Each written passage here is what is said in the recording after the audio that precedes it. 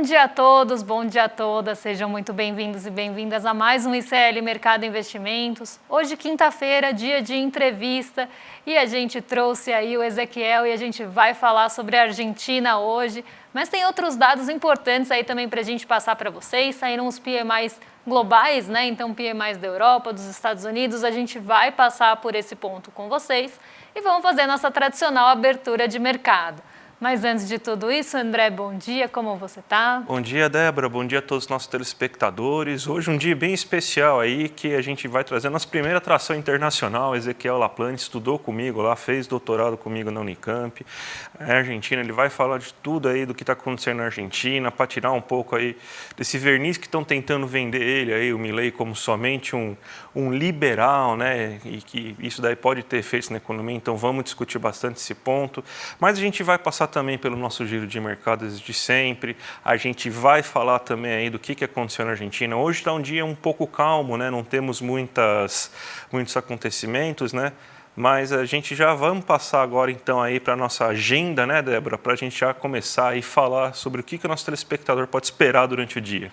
A gente tem aí, né, como falei, uma série de índices dos gerentes de compras, então os PMIs sendo divulgados nessa manhã. Então a gente teve a Alemanha, zona do euro e Reino Unido divulgando tanto o PMI de serviços como o PMI composto. E a gente já passou pelo PMI industrial desses países, mas como a gente vai falar do PMI composto, que acaba sendo uma composição aí dos outros dois, a gente vai retomar como ficou aí o PMI da indústria, né, do setor industrial desses países.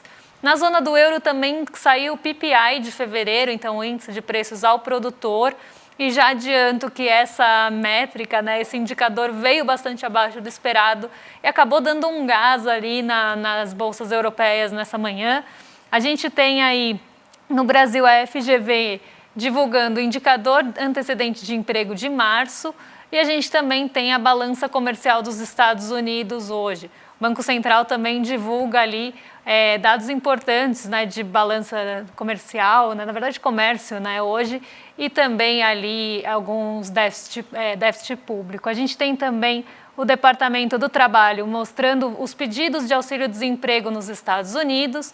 Aqui a gente tem no Brasil a produção e venda de veículos de março, e a gente tem ali os dirigentes do Fed, né? Então a gente está falando aí de 4 dirigentes também hoje se pronunciando ao longo do dia, como nos outros dias. Isso deve ficar bastante na centralidade, então o mercado deve buscar sinais, né, de como vai ser conduzida a política monetária nos Estados Unidos, como vem fazendo e fez ontem com o discurso do Jerome Powell. Então a gente continua ali com o mercado muito voltado para esse tipo de notícia, para esse tipo de discurso, tentando buscar realmente ali alguma sinalização.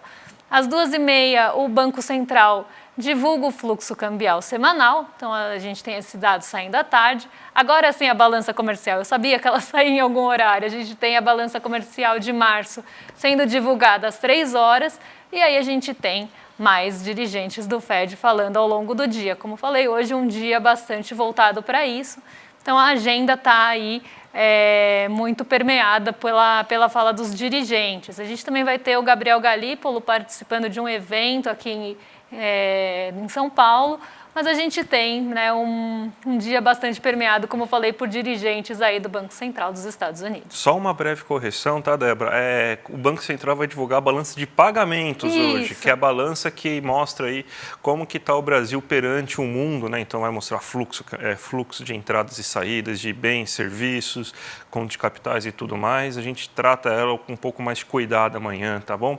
Então já vamos para a nossa abertura de mercado, né? Porque a gente teve a divulgação dos PPIs, mas aqui está aquela notícia que a gente sempre coloca para você, e o mundo parece que nesse dia da marmota eterna, aí, esperando todo dia uma fala do Powell, de algum dirigente do Fed aí, para tentar saber o que vai fazer, como que vai sair os juros, faz tempo que a gente está justamente nessa situação, né? E tem então os mercados hoje assim esperando, né, alguma fala do Powell, mas eles estão positivos, né? A Ásia também segue esse mesmo roteiro, Débora? Sim, a gente teve um dia positivo na Ásia, mas muitas bolsas fechadas por lá, porque a gente tem uma série de feriados hoje na Ásia, mas as bolsas em tom positivo, seguindo ali os futuros dos Estados Unidos, então elas seguem ali né, em tom mais positivo. As bolsas europeias também continuaram ali, na verdade, permaneceram no terreno positivo durante a manhã, por conta dos PMIs, que a gente vai falar daqui a pouquinho, e também do índice de preços ao produtor, que eu falei que veio abaixo do esperado, mostrou ali um arrefecimento. Então, apesar de hoje ser um dia mais morno, até porque a gente tem muitas bolsas asiáticas fechadas, a gente teve ali uma movimentação mais positiva que indicava, né, uma abertura positiva aqui no Brasil. O que poderia limitar aqui a nossa alta seria a queda do preço do minério de ferro em Singapura e algumas incertezas em relação ao preço de petróleo. Mas tudo indicava, os futuros dos Estados Unidos antes da abertura e as bolsas europeias e asiáticas que operaram hoje, todas indicavam aí uma trajetória mais positiva para a nossa abertura aqui, que viria posteriormente. Eu vou colocar aí na tela para vocês o PMI, tá? Então, a gente vai falar aí de como ficaram esses índices dos gerentes de compras dos Estados Unidos, que saiu, né, o indicador ontem, Reino Unido, Zona do Euro e Alemanha, que saíram hoje de manhã. Então, vou começar pelos Estados Unidos, que os dados saíram ontem, enquanto a gente estava aqui no programa, e a gente tinha tido ali uma surpresa, não do PMI medido pela S&P Global, mas do PMI medido pela ISM, em relação à variação ali do PMI industrial ter ficado acima do esperado. Então, a gente vê aí o PMI industrial medido pela S&P Global, inclusive abaixo do esperado e abaixo do mês passado. Mas o que acabou ali trazendo, né, inclusive um otimismo um pouco maior para os mercados financeiros, foi justamente o PMI de serviços. O PMI de serviços ele caiu em comparação ao mês passado, então se a gente olha ali, né, no mês de fevereiro ele estava em 52,3, ele cai para 51,7, nem foi uma queda tão relevante, ainda manteve aí o setor de serviços no terreno da expansão e ficou muito em linha com o projetado. Quando a gente pega o composto, que seria ali, né, até uma medida para ver um termômetro de atividade econômica geral e até uma composição dos outros dois, a gente vê que o PMI composto ficou abaixo do mês passado e abaixo também do que se esperava. Então, isso acabou reforçando um sentimento do mercado de que as taxas de juros possam começar a cair em junho. E aí, isso aliado, né, às falas do Jerome Powell, a gente teve um dia um pouco mais positivo, que as bolsas até foram perdendo um pouco o fôlego ao longo do dia, mas elas começaram bem positivas, já respondendo a esse dado. Depois a gente teve a fala do Jerome Powell, que trouxe ali algumas sinalizações para corte, sim, esse ano, mas não deu nenhuma sinalização em relação ao início desses cortes. E aí a gente começa a ter, né, esse movimento um pouco ali perdendo fôlego, mas inclusive a nossa bolsa, depois que a gente teve a declaração de Jerome Powell, a gente viu que a nossa bolsa diminuiu as perdas, que estavam lá perto do 0,80 de manhã, e foram para 0,18. Então, aqui, esses dados aqui mexeram bastante ontem com o movimento dos mercados e a abertura, né, das bolsas nessa manhã.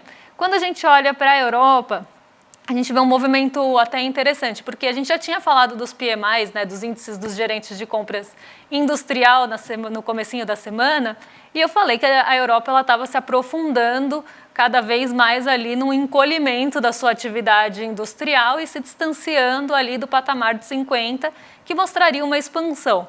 Quando a gente olha para os PMIs de serviços e o composto, né, de uma forma geral, a gente vê que os PMIs de serviços estão chegando no terreno da expansão, tanto na zona do euro como na Alemanha, e no Reino Unido já estavam ali. Então, eles mantiveram ou alcançaram esse patamar, né? No caso da Alemanha, esse patamar foi alcançado agora nesse mês, e alguns países, então o Reino Unido conseguiu manter o PMI de serviços ali acima do patamar de 50, ainda que menor do que o mês passado, e o da zona do euro conseguiu aumentar, inclusive, ali o seu patamar de PMI, mostrando uma expansão um pouco mais acelerada do setor de serviços. Isso puxou o PMI composto para cima. Então, quem realmente melhorou ali a média, vamos pensar assim, do PMI composto, foi o setor de serviços não industrial, que vem mostrando bastante dificuldade. Isso acabou trazendo fôlego também para as bolsas europeias nessa manhã, então a gente teve o índice de preços ao produtor sendo recebido de forma positiva, e a gente tem também os PMIs mostrando essa expansão do setor de serviços, então uma retomada ali de um possível crescimento do setor de serviços na Europa, também favorecendo as bolsas por lá. Por isso que a gente teve uma abertura bem positiva hoje. Vamos então agora para o nosso entrevistado do dia, então. Vamos chamar aqui o Ezequiel Laplane, doutor em economia pela Unicamp, especialista em assuntos da Argentina. Então, bom dia, Daniel. Bom dia, Ezequiel. Tudo bem com você? Bom dia, André. Bom dia, Débora. Tudo bem aqui? Opa, vamos já começar a nossa entrevista aí, que eu quero... A grande pergunta aí que muita gente está se fazendo é que todo mundo sabe, né, que o governo Milei é um governo que foi eleito justamente com esse viés liberal de falar que você precisava de um choque liberal na economia, tentar passando diversas medidas polêmicas em relação a corte de funcionários públicos, em tentativa de redução do Estado. Isso aí, nesse primeiro momento, está gerando uma inflação muito elevada e um aumento da pobreza, né? Aí a grande pergunta que a gente faz, Ezequiel, vai valer a pena esse sacrifício inicial aí para os argentinos? Que pergunta, que desafio, né? Tentar racionalizar um pouco o que está acontecendo agora na Argentina. Então, bom, no começo, de fato, o Milei não é só liberal, é ultraliberal. Ele se vendeu com esse discurso ultraliberal, com acabar diretamente com o Estado, com um discurso muito agressivo. E, curiosamente, teve muito apoio, né? Ele ganhou com 54%, mas não está conseguindo capitalizar isso no Congresso.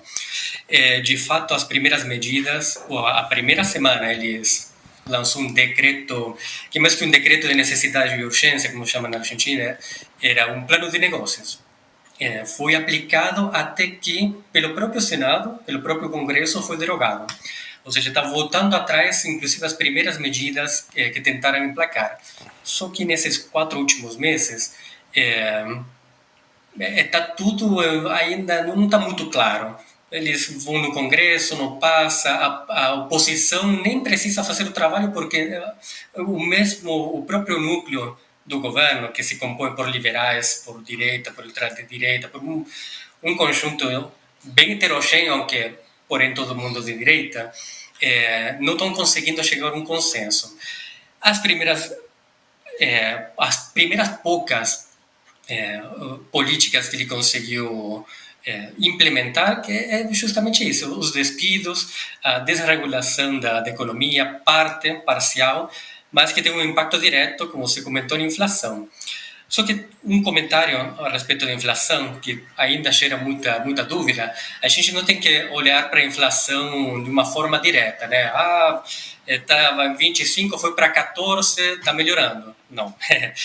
Esse último dado foi ainda alto em comparação com o ano passado, mas melhorou, entre aspas, relativamente ao mês anterior, pela queda brutal da economia.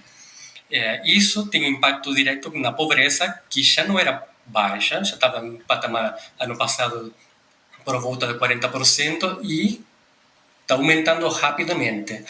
Então, todo mundo sabia que o governo Milei, principalmente no primeiro semestre, ia ser de muito conflito social, e é o que a gente está vendo. Eles não conseguem emplacar, então eles não têm discurso nem para a direita nem para a esquerda. Para a direita não conseguem justificar que não estão avançando tão rápido quanto gostariam. E para a esquerda não conseguem, logicamente, emplacar aquele discurso de é o mal necessário para atravessar e depois felizes anos 90 com o Menem e a dolarização. Nessa situação a gente está, né? Há 4 ou 5 meses de governo Milei, o conflito só aumenta e provavelmente aumente ainda mais até junho, julho. Vamos ver. E, Ezequiel, você poderia comentar aí para a gente, né, em relação a esse recuo do Milei na dolarização da Argentina, que foi uma coisa, uma bandeira dele, né, na campanha, inclusive falando de fechamento de Banco Central e esse tipo de posicionamento. Então, você poderia comentar esse recuo recente aí do Milei? É curioso, de fato ele se vendeu com acabar o Banco Central, com a dolarização.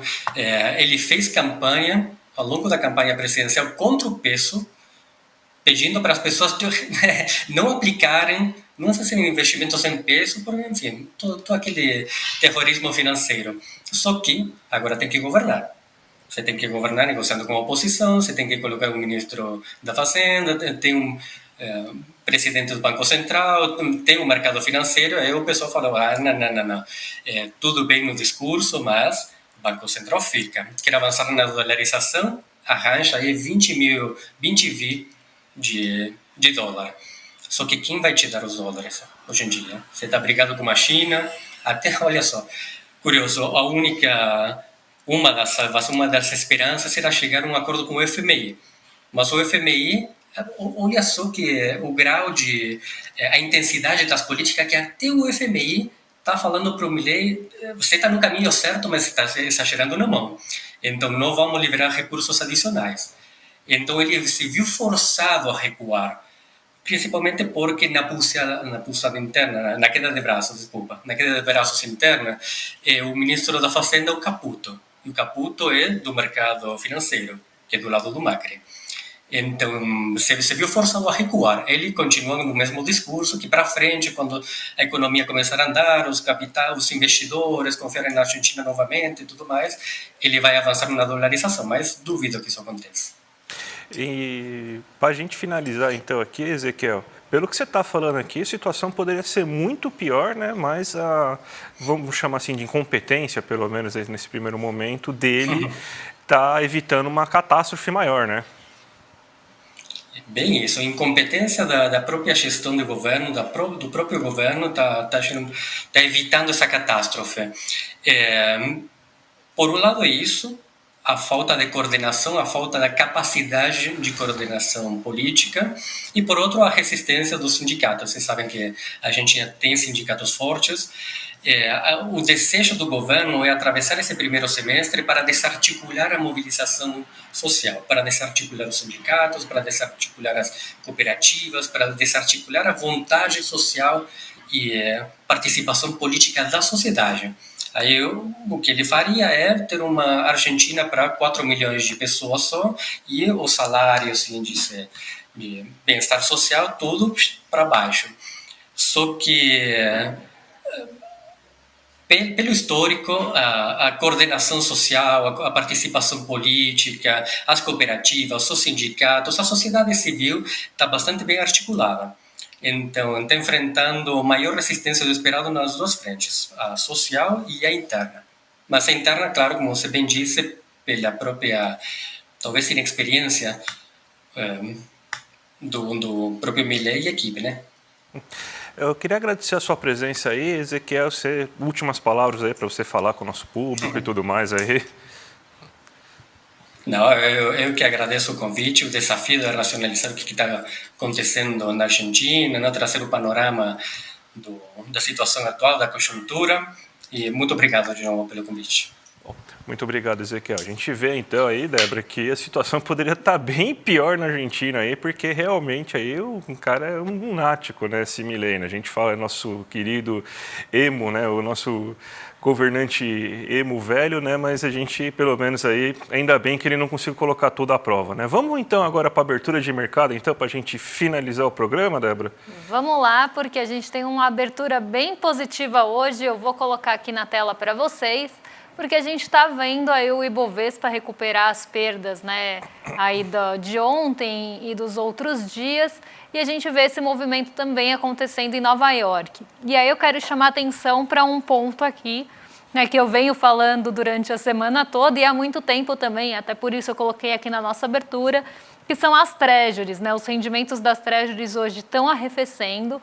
E esse arrefecimento, né, essa queda mesmo, né, essa suavização do rendimento das treasuries, que ainda está alto, mas ainda assim está conseguindo recuar hoje, a gente consegue ver isso muito ali em reflexo, em resposta, primeiro, aos dados do PMI, que a gente já passou aqui, né, hoje de manhã. Então o PMI de serviços não surpreendeu, o PMI composto também não surpreendeu, então ficou ali ou em linha com o esperado, ou abaixo do esperado. A gente não teve grandes surpresas da atividade econômica ali dos Estados Unidos, tirando o PMI ISM, que não foi nem o da S&P Global, que surpreendeu no nível industrial. A gente não teve mais nenhuma surpresa desses dados. Ontem a gente teve o relatório ADP de criação de vagas, então a gente teve outro indicador ali que traz ali um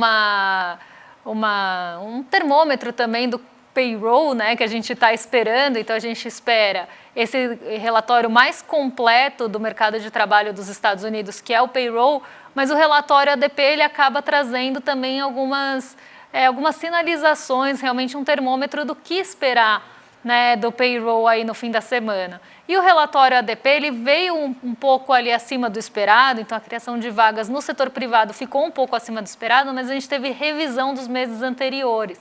Então ele acabou não ganhando a força que ele poderia ganhar, né, para tentar ali aumentar o rendimento das treasuries. E aí, em seguida, a gente teve as falas do Jerome Powell, que eu passei aqui rapidamente pela abertura, né, quando a gente estava falando dos PMIs. Ele trouxe ali algumas falas importantes dentro do seu discurso, então ele falou que a inflação está caindo, então ele voltou a falar isso, depois falou que é importante que ela esteja caindo, mas ela ainda não está dentro da meta, então aquele normal morde e assopra que normalmente a gente vê aí dos dirigentes do Fed, mas a gente viu, né, e aí no caso do presidente do Banco Central dos Estados Unidos, mas a gente viu alguns pontos importantes, inclusive que o mercado se apegou. Então, ele falou em começar cortes ainda esse ano de uma forma muito ali, né, até de uma forma não tão direta, mas ele colocou isso no discurso e ele falou também problemas de cortar a taxa de juros antes, mas também problemas de cortar tardiamente. Então, o mercado acabou se apegando nesses momentos das falas do Jerome Powell e isso já começou a fazer com que as treasuries arrefecessem. E hoje o rendimento dos títulos de dívida dos Estados Unidos estão em queda. Tudo bem que a gente teve uma alta muito grande no começo da semana, mas ainda assim a gente consegue ver aqui uma queda. O nosso DI futuro, né, então as nossas expectativas para os juros futuros também estão em queda aí nessa manhã, que eu pego o futuro 32, mas a gente pode olhar esse movimento ao longo de toda a curva. Lembrando aqui também que a gente teve uma alta expressiva no começo da semana, no DI futuro 32, que ultrapassou os 11%, algo que a gente não via há bastante tempo e agora volta a arrefecer.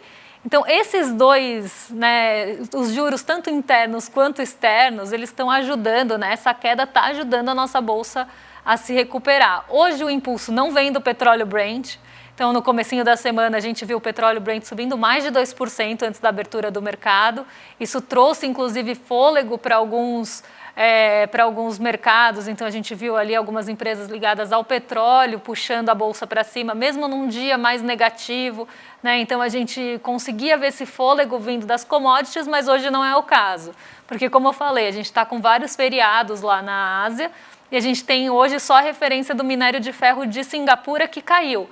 Então também não é o minério de ferro, nem o petróleo, né? Nenhum dos dois aí estão puxando a nossa bolsa para cima. A gente vê muito aqui a resposta a essa queda, né, das taxas de juros esperadas e das expectativas para os juros puxando a nossa bolsa.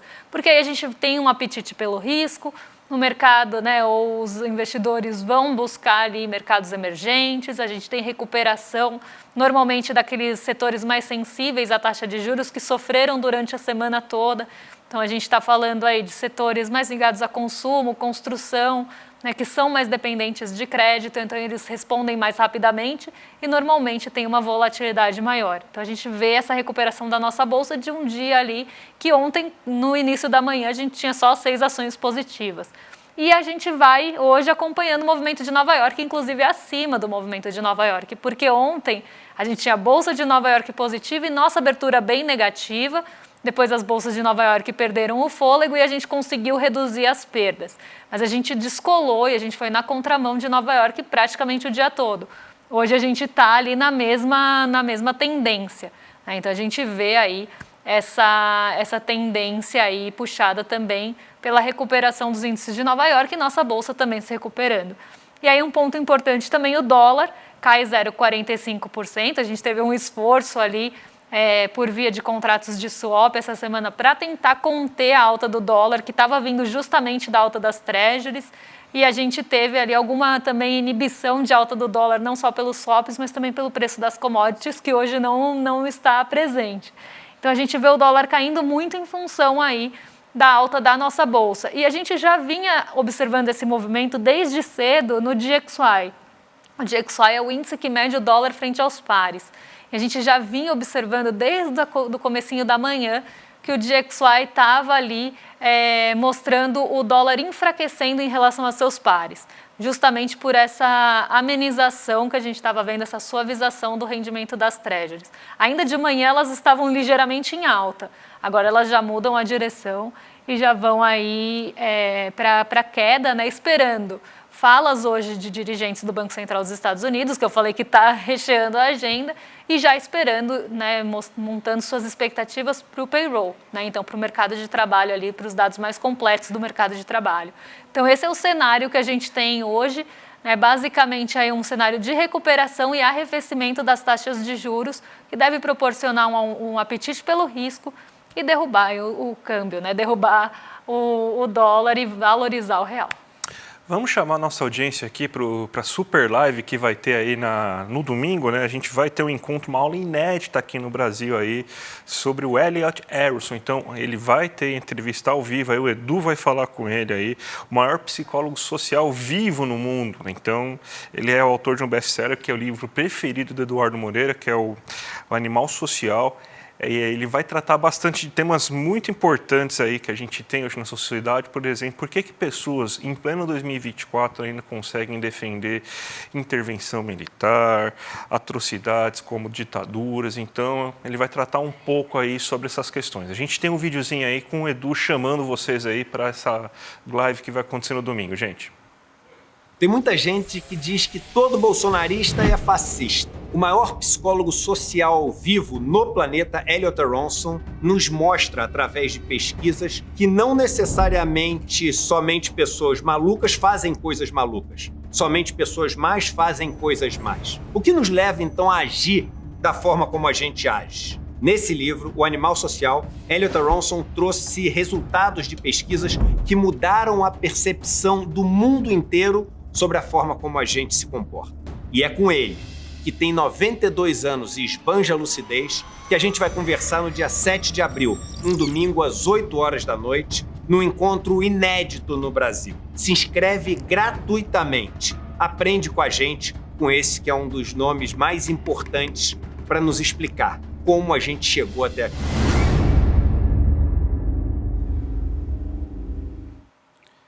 Imperdível, hein, gente? Então, já anota na sua agenda aí, dia 7, é esse domingo, 8 horas da noite. Clica aqui no nosso link, iclmercado.com.br, que daí você já ativa o sininho lá, já se inscreve na aula.